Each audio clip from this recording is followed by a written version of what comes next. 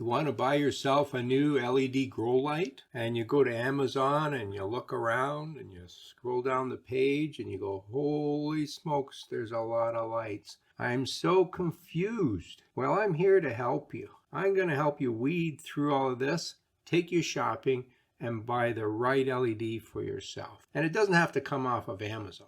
I'm just going to use Amazon here because they have a lot of options. My focus here is to keep this fairly low tech. We're not going to go deep into a lot of this technical jargon, but I have to tell you a little bit of information so you know why I'm selecting which light. I'll have a link to my other video which goes into this in more depth if you're a techie. I've also put links to all of the lights we're going to describe in the description below. So if you want to go and find them yourself, that'll take you directly to that light. And I'm going to talk about lights I would not buy as well as those I would buy, because I think that's just as important to clarify all of this. Now, my focus here is on growing seedlings and maybe low-light houseplant. We're not growing fancy things. We're not trying to bloom difficult to grow flowers. Seedlings, low-light plants. That's the focus. We're going to start with this one right here. It's a very popular light. Amazon says the overall pick. Well, they do that because that's the one everybody's buying.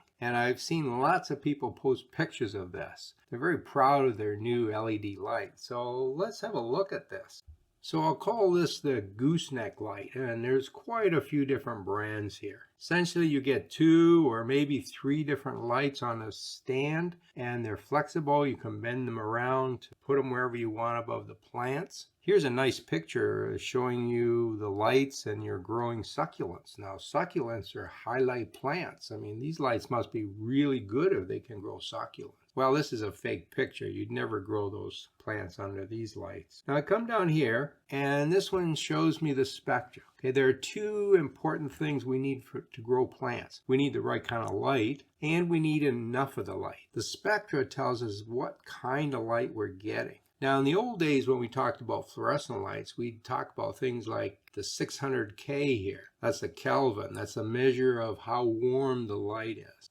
Those numbers really don't mean much with LEDs, so just ignore all of those. Same with lumens. Lumens don't mean a lot with LEDs, so ignore that too. We want to see the spectra. Now, this spectra is pretty good for plants. Lots of blue light, lots of red light. That's what plants use most. Some green, which they also need. And in this case, there's lots of deep red, what we call the infrared, down above the 700 range. Now, I have a problem with this diagram. This light has white light, and it has 10 of these red LEDs, and they have a range of 620 to 660. But for some reason, the spectra has all kinds of light right up to 800. That spectra doesn't match the light itself. And this is becoming a problem with manufacturers. They've learned that gardeners want to see the spectra, because people like me have been telling gardeners, see the spectra, know what kind of light you're getting. And so they're slapping it on a lot of these products. Now, these gooseneck lights usually don't show you the spectra, so I was actually quite surprised to see this one. But the spectra and the LEDs they're using don't match. There should be nothing past about 700 here. How much light is coming out of this unit? Well, we can have a look at these diagrams. It doesn't tell us. There's no number here that tells you how much light you have. And you'll see some of the other lights, we will get that information. That's critical. If you don't have that, don't buy the light. So this particular light has a total of 84 LED chips. Those are the tiny little things that actually produce the light. That's a really low number, as you'll see in a few minutes. The bottom line here is that this light is pretty inexpensive, $26 for the light, but it produces almost no light. It will look bright to us humans because our eyes are pretty sensitive to white light. But as far as plants go, they're going to be living in the shade with this light. I wouldn't buy this light. In fact, it's kind of criminal that they're even allowed to call it a grow light, in my opinion. Now, before I go on to the next kind of light, I want to mention something else. You'll see this second light here. It's got a lot of purple in it. And if I scroll down, there's another one here. Lots of purple light and purple light down here. And if you looked for LED lights a few years ago, like maybe 5 years ago, almost all these lights had purple. Okay, purple is a mixture of red and blue. And the reason they're purple is because red and blue were the chips that were available at the time. That was the technology we had, and they produced a fair amount of light, so they could actually produce a good growing plant, and that's why manufacturers used it. Well, we've moved on in technology. The white light chips now are very good, give off a lot of light, and there's no point in having these purple lights anymore. So anything with purple, that's old technology, don't buy it. The next light I'd like to look at is this ring light over here. There's quite a few of them available on Amazon. This is a light that either sits on the table on a little stand, or you push it right into the pot. It's a little ring of LED lights, and it's designed to light up one pot. If you look through the details here, you quickly learn that it's not a very good light. There's no spectra, so we don't know what kind of light it's giving off. There's no information about the kind of chips it's using. Now over here, it does claim to have wavelengths all the way down to 800 nanometers. Well, that just simply isn't true. For them to do that, they would have to have infrared LED chips, and they're more expensive, and anybody that uses those, make sure they tell you about it because it's a plus on the light. So this here is wrong. They're just lying about the wavelengths they have. How much light does it produce? No idea. There's no information in this to tell you how bright this light is. Now, there aren't many chips in it. It's designed for one plant. These are pretty much useless unless you're trying to just highlight a plant to make it look nice. Like this picture here, for instance, makes it look kind of pretty. Don't buy them. And by the way, here's a nice picture of them lighting up a succulent. That's never going to work. It doesn't have nearly enough light for succulents. So the next light I'd like to look at is this one here. There's quite a few chips in here, so it's a much brighter light. It's designed to screw into a standard fixture, so that makes it handy. Let's have a look at this light. Well, that's interesting. It has blue chips, white chips, and red chips. That's pretty good. You can see by looking at it, there's lots of chips. Now here we can see it's a 30-watt light. That's pretty low. That indicates it's not going to have a lot of light coming out of it. It's 5,000 lumens, and again, I told you lumens really don't mean much. They're telling you that because they're trying to impress you with its brightness, but when it comes to LEDs, lumens really don't tell you very much. Lumens tell you how much light you have for the human eye, but not necessarily for plants. So here's the spectra for the light. Lots of blue, green, and then they mistyped red and called it green in the middle there. 600 to 690 is actually the red section. And then they do have the infrared, 700 to 780. So that's a good thing. That's a plus. Now below this drawing, they show you flowering large tomato plants and getting fruit off them. That's very unlikely to happen. This light's not nearly bright enough to do that. But it is a fairly good light. And at $15, it's not bad. The problem is that it's a fairly small light. So when you put this above your seedlings, you might be able to light one tray of plants or one larger tomato plant, but you're not going to light very many seedling plants. And that's the one thing I don't like about it. At $15, it might be worth getting a few of these and just playing around with them. But I don't think this is a good choice if you're serious about starting seeds. Those seedlings are going to grow pretty quick, and you need the space, you need a larger light for those seedlings. So I don't think this is a good option. We're not having much success here, are we? The next light I'd like to look at is this one down here. So the low-end LEDs are really not worth buying. If you want to save money and you want a lower-end LED light for growing seedlings, I recommend something like this. These look like the old fluorescent lights, but they're LED. And these are sold by a company called Barina.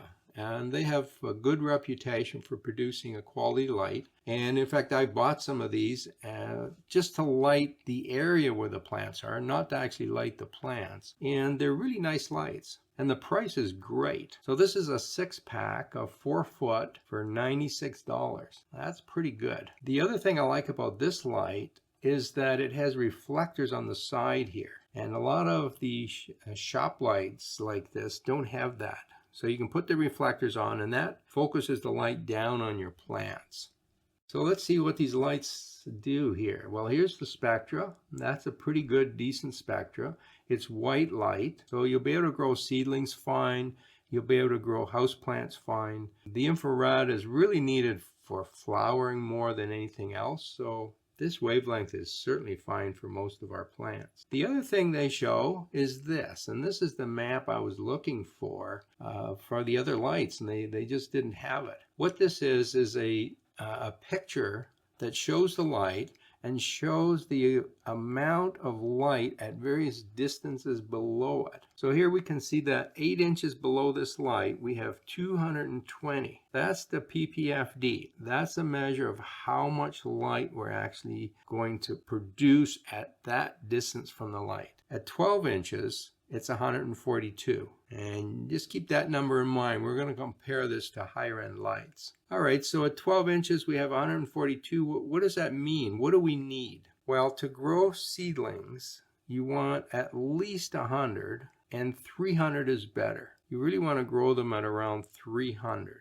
Houseplants that don't require a lot of light can be easily grown at 150, 200. But for our seedlings, we want to grow nice short seedlings, and we want 300. So if you use this light, you're going to have to put it very close to the light. But that's no different than the old fluorescent lights. The other thing that I would recommend is that you get at least 2 of these together. You don't just use 1 of these. You put 2 or even 3 side by side. And when you do that, they increase the amount of light coming from them. Right? The light coming from the left one and from the right one come together, and they magnify the total amount of light that the plant sees. So I would put 2 or 3 of these together, and I would get the 4-foot ones. And here's why. When we look at these lights, the edge, the 6 inches at either end, isn't very good. Okay, you're going to get less light there. If you get 2-foot lights and you lose 6 inches at each end, you in effect have a 1-foot light. If you get a 4-footer and you lose 6 inches at each end, you have a 3-foot light. So always go for the 4-footer. Now, if you have a small stand somewhere and you need shorter lights, well, you'll have to get the 2-footer. And these are available as 3-foot lights too. And that size fits a lot of standard shelves that are sold, for living rooms and so on. So the 3-footer is interesting too. But if it was me, I'd set up an area for my seedlings. I'd make a 4-foot stand, get the 4-footers and put 3 of these on each shelf.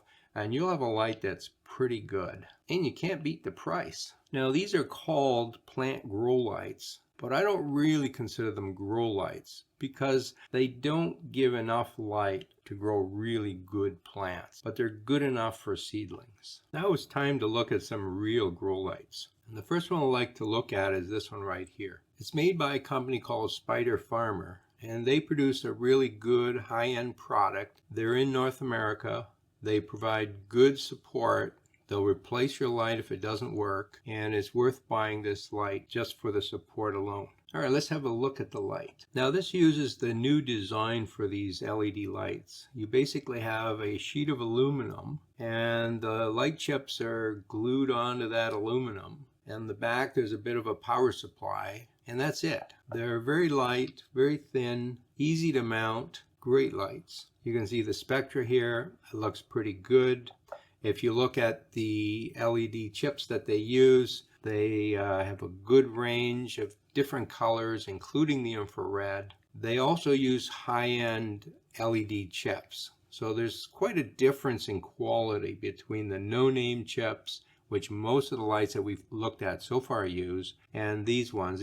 This company uses the Samsung diodes. They're a much better type of chip. You're going to get a longer life from them. If we look at the ppfd map, it looks like this. This right now is showing us the amount of light that's hitting a surface that's 12 inches below the light, and it's an area of 2 feet by 2 feet. You can see the center there is 960. If you remember back to the gooseneck light, it was producing 150 in the center. That's how much brighter these proper grow lights are. Even at the very edge, the lowest value we're getting here is 312. Now 312 is still good enough to grow seedlings. So with this light, you're going to grow really good seedlings in an area that's 2 feet by 2 feet. So with this light, we can cover an area that's probably a little larger than 2 by 2. and you could go up to 3x3 maybe with seedlings. This shows the type of chips it's using. We have warm white light, the blue light, the red light, and some infrared chips as well. I was just looking to see how many LED chips they actually have, and they don't post the number. They usually do, but it's going to be up in the 300 to 350 range, I suspect. That compares to 84 on the gooseneck lights. So I have a couple of these Spider Farmer lights. They've been working really well, and I definitely would recommend these. And the price for this one right now is $89. That's a pretty good price, and in fact there's a coupon here for another 20% off. Now ignore that shipping information there. I'm in Canada and this is Amazon.com, so they think they're going to charge me extra to ship to Canada. So just ignore that if you're in the States. And if you're in Canada, buy this off the Amazon.ca and you'll get free shipping. All right, so that's a good grow light. Now let's have a look and see some others here. There's always a bunch of no-name ones. So here's another Spider Farmer. This one, Vivo Sun.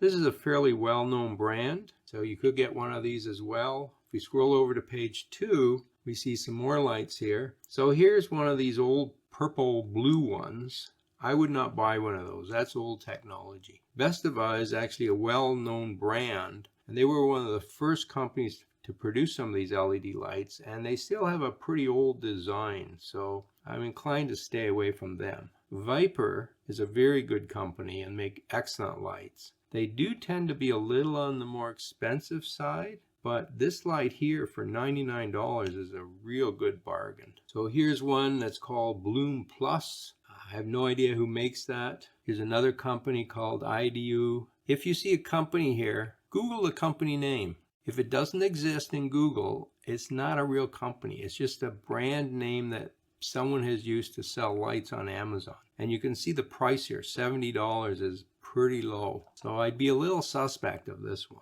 I'd much rather pay an extra $10, $15 and buy Spider Farmer and get service. Now I did find this one here, which is interesting. I don't recognize the company, but for $76 you get a 2-pack. And if you go over and look at the 2-pack and look through the spectras and look through the light coming out, it's really quite good.